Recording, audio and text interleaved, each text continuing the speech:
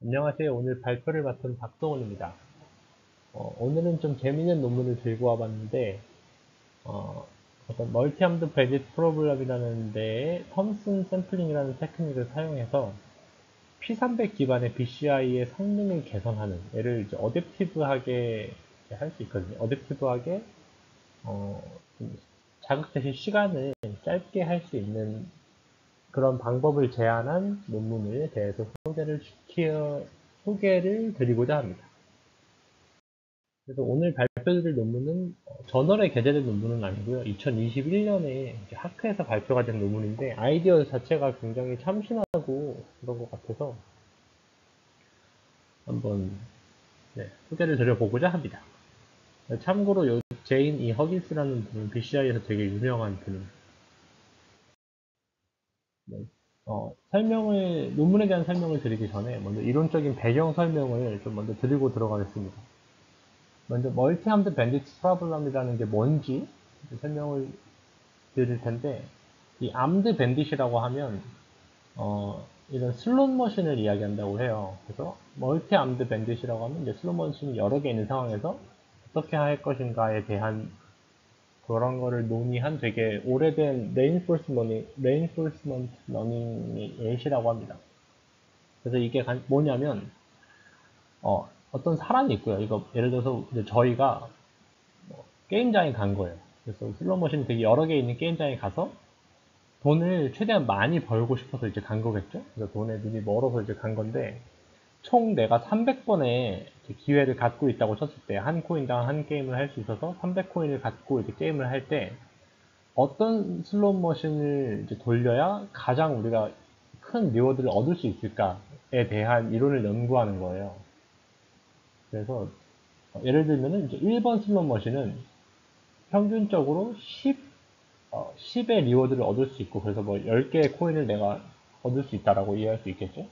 그리고 스탠다드 데비에이션이 5인 이런 정규 분포를 따르는 이제 보상을 얻을 수 있고, 2번 슬롯머신은 평균 8의 리워드를 얻고 이제 정규 분포가 4 정도 되고, 그다음 3번 슬롯머신은 평균 5 정도의, 그리고 정규 분포가 2.5인, 그 스탠다드 데비에이션이 2.5인 이런 정규 분포의 리워드 디스트리뷰션을 갖는다라고 할 때, 이제 우리는 그러면 이제 이걸 보면 알죠? 1번 슬롯 머신을 그냥 개수 300코인을 다 써서 돌리는 게 제일 최적의 결과를 내겠구나, 제일 최대의 리워드를 얻을 수 있겠구나를 아는데, 단 한 번도 이 슬롯 머신을 돌려보지 않은 상태에서는, 그러니까 이 디스트리뷰션을 모르는 상태에서는 어떤 거를 돌려야 최적의 결과를 얻을 수 있는지 전혀 모르겠죠? 그래서 이 사람 입장에서는 이 300코인을 최대한 이제 3개의 슬롯 머신을 적절하게 이제 최적으로 분배하면서 최대의 이익을 얻을 수 있는지를 열심히 생각해 보려고 할 겁니다. 그래서 두 가지의 전략을 이제 잘 섞어서 사용을 해야 되는데, exploration 그리고 exploitation입니다. 그래서 exploration이라는 건 내가 얘네를 얼마만큼 이제 다른 시도들을 많이 해볼 것이냐에 대한 거고, 그래서 여러 탐험을 많이 해볼수록 더 확실한 값을 알 수가 있겠죠.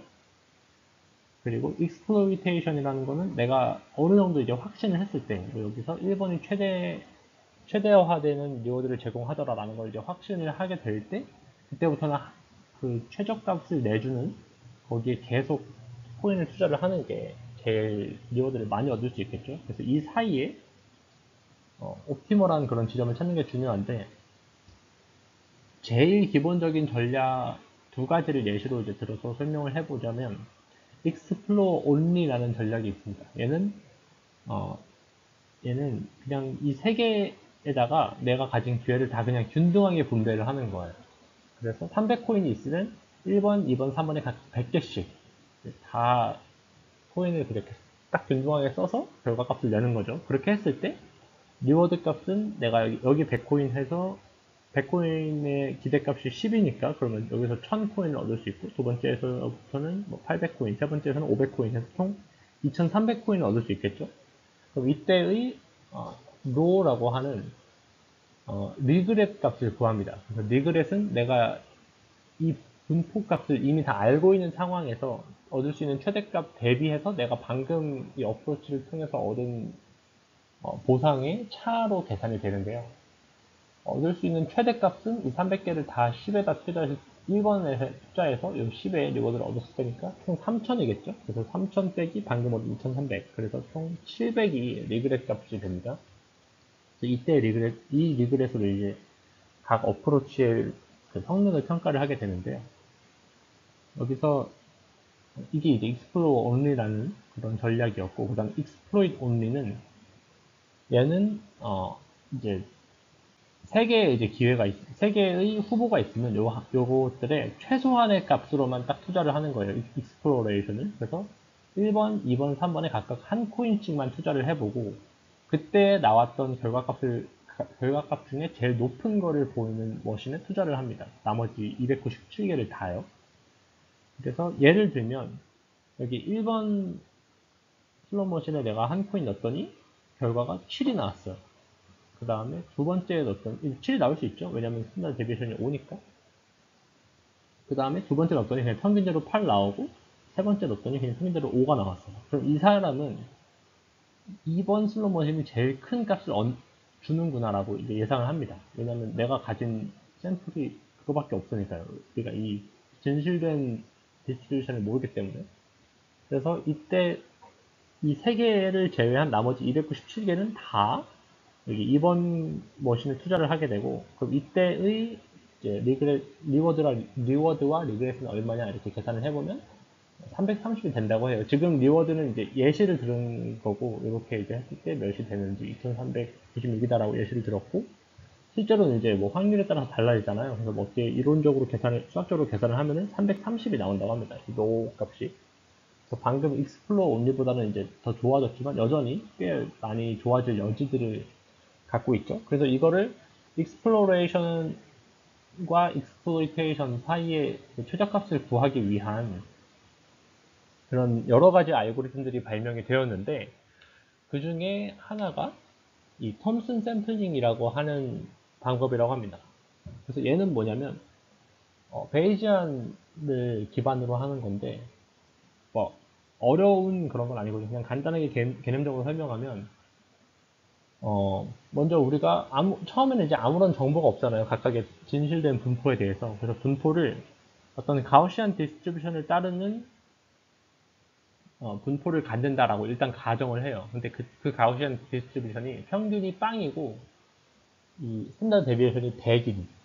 그래서 얘를 그림으로 이제 그려보자면 되게 엄청나게 넓은 분포를 갖는 정규 분포가 되겠죠. 그래서 얘가 거의 이제 플랫하게, 프라이어가 완전 플랫하다고 해서 플랫 프라이어라고 부른다고 하는데, 아무튼 그래서 이론적으로는 내가 여기서 어떤 값이 나올지 모르니까 완전 플랫하게 나오면 어떤 값이든 랜덤하게 나올 수 있는 그런 분포다라고 생각할 수 있겠죠.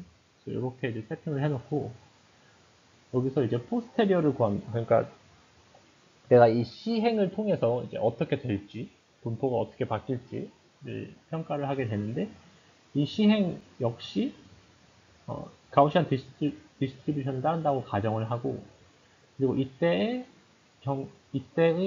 이 시그마 값과 평균 값은 이렇게 이제 계산이 된다고 해요. 그래서 이렇게 계산이 되는 게, 여기서 n이라고 하는 거는 이제 시행 횟수고요. 여기 s라고 하는 거는 satisfaction, 내가 각 시행마다 얻는 만족도 값입니다. 여기서는 이제 몇 개 코인을 얻느냐 이 값이 되는데, 그냥 간단히 여기서 예시를 하나 해보면 n이 0일 때, 아무런 시행도 하지 않았을 때 n은 어떻게 값이 되느냐를 보면, 얘는 100제곱분의 1을 이제 다시 이 역분수로 돌리니까, 그러면 똑같이 100제곱이 되죠? 아까 여기 우리가 원래 했던 것처럼.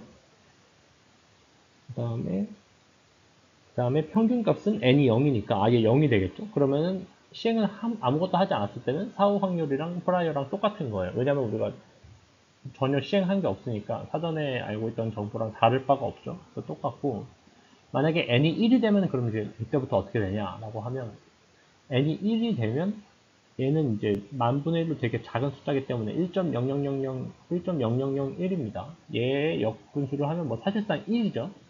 1의 스탠다드 데비에이션을 갖는 거고, 요 값은 지금 여기서 이제 첫 번째 텀은 사실상 1이니까 그냥 생략을 해도 되고요. 그럼 요 두 번째는 n이 1이니까 우리가 처음 뽑은 그 값인 satisfaction이 되겠죠?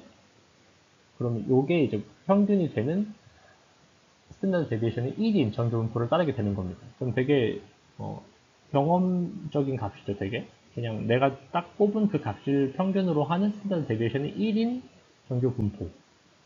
이제 그 다음부터는 이제 n이 어떻게 되느냐에 따라서 n이 이제 증가함에 따라서 내가 지금까지 했던 시행의 평균값이라고 생각을 할 수 있겠고요. 그다음에 요 스탠다드 데비에이션은 n이 증가할수록 점점 좁아지게 됩니다.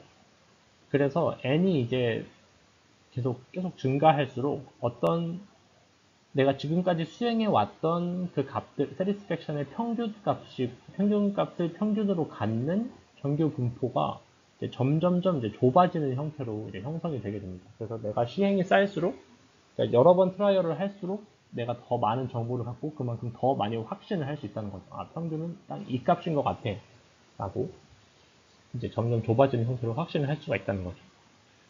아무튼 그래서 요게 이제 멀티 암드 밴딧 프로블럼이라는 데에 대한 설명이고, 그리고 그걸 어떻게 풀 수 있는지에 대한 알고리즘들에 대한 간단한 소개였습니다. 그래서 최종적으로 골은 내가 제한된 자원을 갖고 있을 때, 여기서 뭐 300개의 기회라고 말씀을 드렸는데 예시로 그런 제한된 기회를 갖고 있을 때 리워드를 최대화할 수 있는 방법으로 이제 어떻게 분배를 할 것인가, 이 제한된 자원들을 풀 수 있는 어, 그런 문제, 고전적인 문제라고 할 수 있겠습니다. 그래서 방금 말씀드린 멀티암드 밴디트 프로블럼에 대한 그런 솔루션들을 P300 DCI에 어떻게 적용할 수 있느냐에 대해서 이 사람들이 이제 알고리즘 제안을 했습니다. 막 수식이 막 나와 있는데 그냥 개념적으로만 설명을 드리자면 P300 스펠러를 가지고 실험을 했거든요. 근데 스펠러로 A, B, C, D 뭐 이런 글자를 칠 때 깜빡깜빡 하는 그 시퀀스가 한 번씩 돌 때마다 이 A, B, C, D라는 글자를 아까 이제 제가 예시에서 설명드린 슬로모션이라고 보고, 그러면 시퀀스가 한 번 돌 때마다 앰플리튜드를 가지고 이 사람이 A를 치려고 하는 것 같다, 아니면 B를 치려고 하는 것 같다, C를 치려고 하는 것 같다, D를 치려고 하는 것 같다를 조금씩 알 수 있잖아요. 매 싱글 시퀀스마다. 그래서 그걸 가지고 뭐 예를 들어서 A를 이 사람이 치려고 해서 계속 A를 보고 있으면 A마다 이제 반응이 나오니까 A의 디스트리뷰션이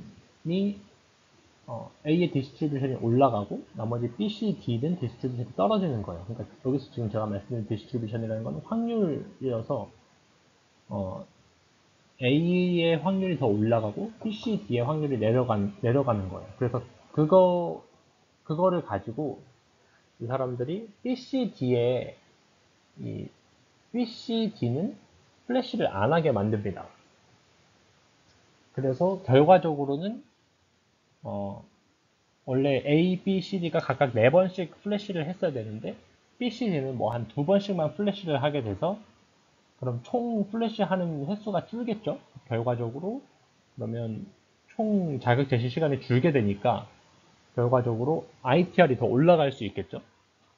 그래서 이런 식으로 하는 이제 접근법을 이 사람들이 제안을 했습니다. 그래서 매 플래시마다 그 분포에 대한 파라미터 값을 업데이트 해준다는 건데, 그렇게 해서 결국 이제 플래시를 생략한다. 그러니까 결과적으로 보자면 타겟과 넌 타겟이 있을 때 타겟에 대한 플래시 횟수는 냅두면서 넌 타겟에 대한 플래시 횟수는 이제 줄이는 그런 접근법을 이제 택하였습니다.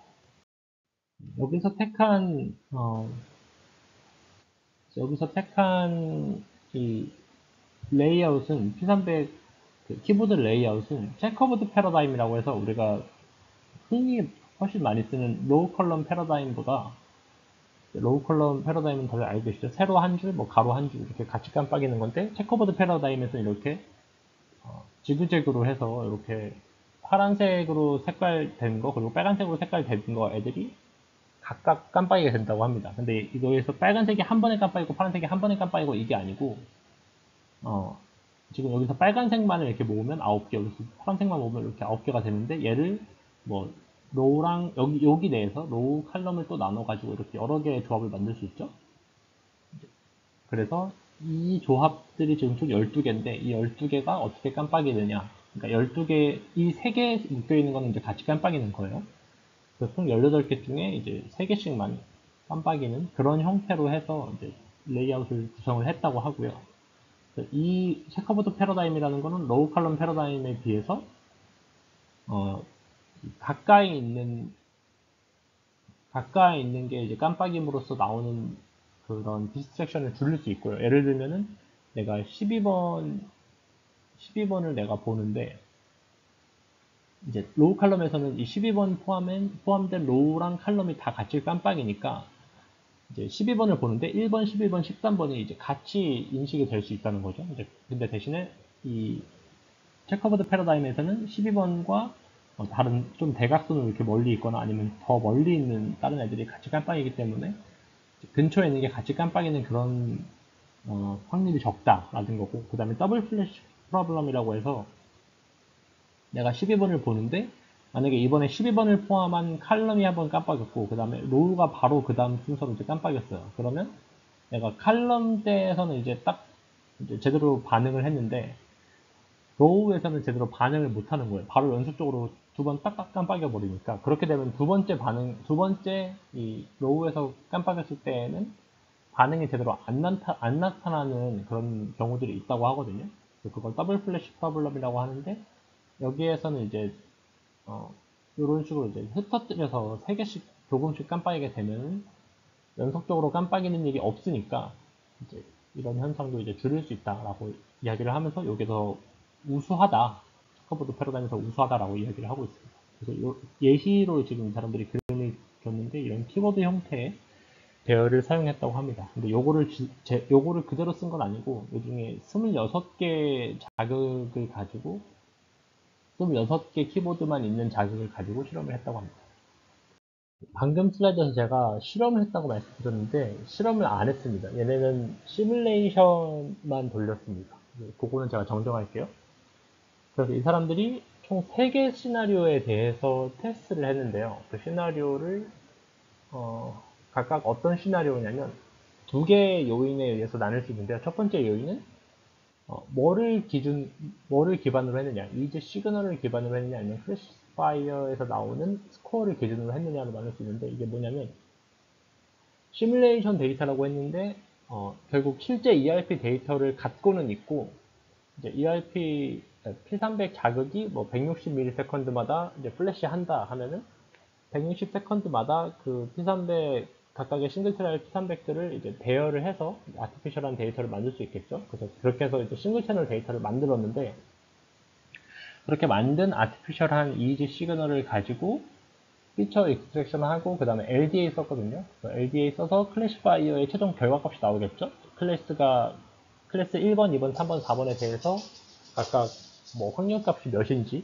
어떤 클래스가 제일 확률값이 높은지 이런 게 나오겠죠. 그래서 이제 그런 식으로 해서 이 사람들이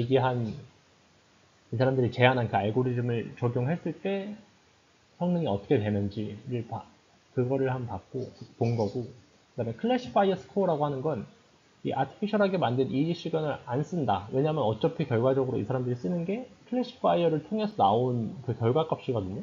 그 확률값. 그래서 그냥 확률값만 그냥 내는 가우시안 디스트리뷰션을 사용을 한 거예요. 그래서 뭐 평균 몇으로 임의로 설정해 놓고 그냥 스탠다드 데비에이션이 몇이다 라고 각 클래스별로 그냥 그렇게 임의로 가우시안 디스트리뷰션 따르게 만들어 놓고 그냥 그 결과값으로 했을 때 결과가 어떻게 되는지를 해본 겁니다. 그래서 그게 요 첫 번째 팩터고, 두 번째로는 이게 플래시마다 텀이 있잖아요. 지금 여기 이제 아래에 그림에 나오는데, 그러니까 한 시퀀스라고 하면은 이제 자극들이 한 번씩 깜빡이는 거를 얘기하고, 그 다음에 2번 시퀀스, 3번 시퀀스 갈 거고, 근데 1번 시퀀스와 2번 시퀀스 이제 도는 그 사이에 이 톰슨 샘플링을 통해 아까 이제 말씀드린 그 톰슨 샘플링을 통해서 이제 이 플래시 각 시퀀스에서 플래시하는 횟수를 조절을 해야 될 거 아니에요. 근데 그 연산하고 반영하고 하는 게 바로 다음 시퀀스에 적용을 할 수가 없었대요. 이게 이론적으로 이제 안 된대요. 그 시간이. 그래서 1번 시퀀스를 통해서 나온 결과값은 2번에 바로 적용하는 게 아니라 3번에 적용을 하고, 그 다음에 2번 시퀀스에서 나온 건 4번에 적용을 하고, 이런 식으로 이 리스폰스가 나오는 그 딜레이를 고려했느냐, 안 했느냐의 차이입니다. 그래서, 왜냐면 이게 또 EEG가 검출되고, 그거를 연산하고, 이런 시간이 이제 있으니까요. 그래서 요거를 고려 안 했을 때, 했을 때를 나눠서 총 이렇게 네 가지 경우가 나오는데, 이 중에 요 EEG 시그널을 쓰고 리스폰스 딜레이를 안 고려하는 건 이제 아예 좀, 요거는 아예 고려를 안 했고, 이 경우 빼고 나머지 세 개의 경우에 이 시나리오에 대해서 시뮬레이션을 해봤다고 합니다. 그래서 네, 이렇게 이제 해보았다고 합니다. 네, 그래서 결과입니다. 먼저 첫 번째 시나리오인 클래시파이어 스코어를 기준으로 하고 리스폰스 딜레이를 전혀 고려하지 않았을 때에 대한 결과인데, 이 표를 보기 전에 이 각 일자들의 설명을 조금만 드리면, 이 D'Prime이라고 하는 거는 아까 클래시파이어 스코어 베이스라고 하는 건 각 클래시파이어에 그냥 임의적으로 가우시안 디스트리뷰션을 그냥 분배했다고 했잖아요. 그래서 그 두 개, 지금 여기서 이제 타겟, 넌 타겟 이렇게 투 클래스인 건데, 그 두 개 클래스 사이의 평균값 차이를 스탠다드 데비에이션으로 나눈 값이라고 합니다. 이 D'Prime이라는 거는 이 디스트리뷰션이 얼마나 멀리 떨어져 있느냐, 그러니까 얼마나 분류가 잘 되느냐라고 볼 수 있겠죠. 그러니까 얼마나 잘 모델이 훈련되어 있느냐. 그 다음에 서브셋 사이즈라는 거는 총 26개의 자극을 몇 개의 서브셋으로 나누었냐. 그래서 이게 5개로 나눴다는 거는 26개에 뭐 한 6개씩, 각 서브셋에 6개씩의 글자가 들어있다는 거고, 서브셋 사이즈가 26이라는 거는 그냥 다 각각이 서브셋이라는 겁니다. 그냥 각 글자 하나당 한 서브셋. 그래서 결과적으로 26이라고 하면 지금 인사들이 제안한 이 알고리즘을 적용하지 않은 케이스가 되고요. 그래서 숫자가 50, 13인 경우에는 이제 이 알고리즘을 적용을 할 수가 있게 됩니다. 그래서 이제 논타겟 했을 때는 플래시 횟수를 줄이는 그게 이제 들어가는 거고요. 그래서 ITR이랑 어큐러시는 이제 다들 알고 계시는 그 메저고, 유틸리티라고 하는 건 ITR보다 좀 더 뭐 로버스트한 메저라고 해요. 새로 제한된 메저라는데, 이것도 어쨌든 1에 가까울수록 좋다라고 알고 계시면 될 것 같고, 타임은 이제 글자 하나 치는데 총 걸린 시간이라고 합니다.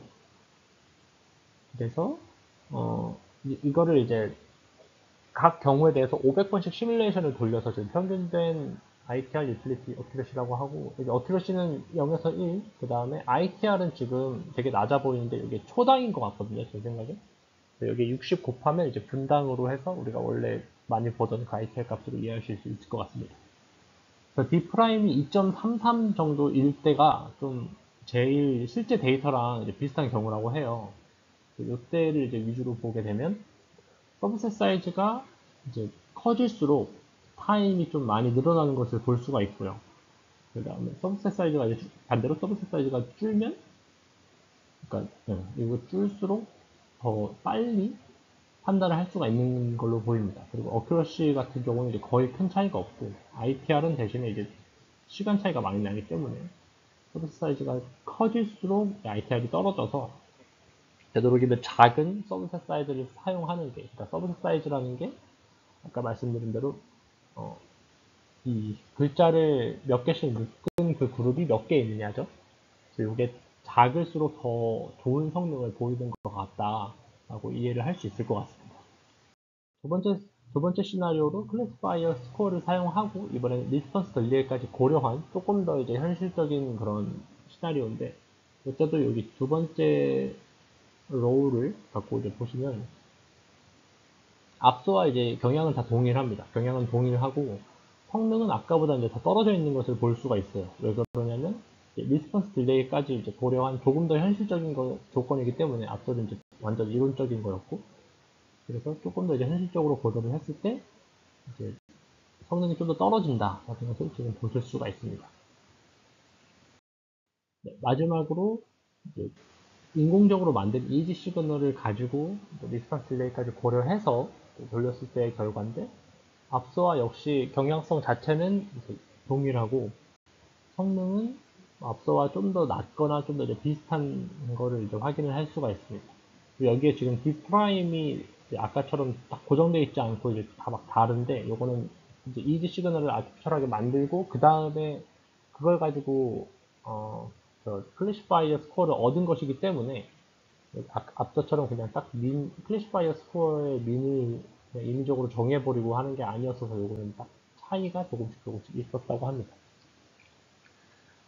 네, 그래서 결과적으로는 이제 서비스 사이즈, 결과적으로는 어쨌든 26, 그러니까 이 사람들이 제안한 방법을 사용하지 않을 때보다 제한한 5번, 10번, 13번 요 경우들에서 더 성능이 좋았다. 이제 타임도 훨씬 많이 줄어들고 그것 덕분에 이제 ITR도 더 많이 올릴 수 있더라.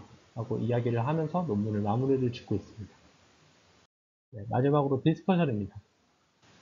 앞서서 보여드렸던 표들에서 일관적으로 L 값이 이제 작아질수록 더 좋은 성능을 보였는데, 저는 논문 보면서 왜 5까지밖에 안 줄였을까? 그럼 L이 더 줄였으면 더 성능이 좋아지지 않았을까 싶었는데, L이 너무 작아지면, 만약에 L이 2라고 해보면, 그러면 전체 26개의 자극을 13개, 13개에 묶어서 딱 2개의 그런 서브셋만 나오는 거잖아요? 그러면 이제 어떤 자극이든 다 한 번 깜빡이고 한 번 쉬고 한 번 깜빡이고 한 번 쉬고 이렇게 돼야 되기 때문에, 그렇게 되면 아까 체커보드 패러다임의 이점 중에 하나라고 설명드렸던 이 어드저스트 디스트랙션 문제로부터 좀 더 자유롭다라는 이 장점이 사라지게 된다고 해요. 그러니까 한 번 깜빡이고 한 번 깜빡이고 다음에 한 번 쉬고 바로 또 깜빡여야 되기 때문에 충분한 이 시간차가 생기지 못해서 그런 것 때문에 이제 애를 일정 수 이상으로 제한을 했다고 하고요. 두 번째 디스커션으로는 이제 이 사람들이 시뮬레이션을 통한 실험을 진행했기 때문에 아마 이제 리얼 이지 데이터를 사용하는 거랑은 좀 차이가 있을 수 있다라고 이야기를 하고 있습니다. 그래서 요 점은 이제 저도 아쉬웠던 부분인데, 아이디어 자체는 되게 참신한데 이거를 실제 데이터에 적용을 해본다면 정말 이게 잘 될까라는 의문이 있거든요. 근데 이게 아까 2021년 논문이라고 말씀을 드렸는데, 아직도 이게 제대로 아마 이제 이거를 저널에 제출을 했으면 실제 데이터로 해봐라라고 리뷰가 왔을 것 같아요. 근데 이거 아직 그 후속 논문이 안 나온 걸로 지금 확인이 되는데, 아마 잘 안 됐으니까 안 나오지 않았을까 싶거든요. 그래서 아이디어 자체는 굉장히 신선하지만 아마 실제로는 잘 안 되지 않았을까 싶은데, 요거를 만약에 온라인 실험에 적용을 해봐서 좀 어느 정도 유의미한 결과가 나온다면 아마 충분히 재밌는 논문이 될 수 있을 것 같아서, 그런 것도 좀 재밌는 아이디어가 될 수 있을 것 같고, 또는 이 사람들은 이제 P300에 대해서 적용을 했는데 비슷하게 그런 큐베이스로 움직이는 그런 자극에 대한 BCI 패러다임이면 다 적용 가능할 수 있을 것 같아서, 뭐 SSBP라든지 그런 패러다임을 바꿔서 적용해보는 것도 재미있는 아이디어가 될 수 있겠다고 생각을 했습니다. 네, 발표는 여기까지고요. 긴 시간 경청해주셔서 감사합니다.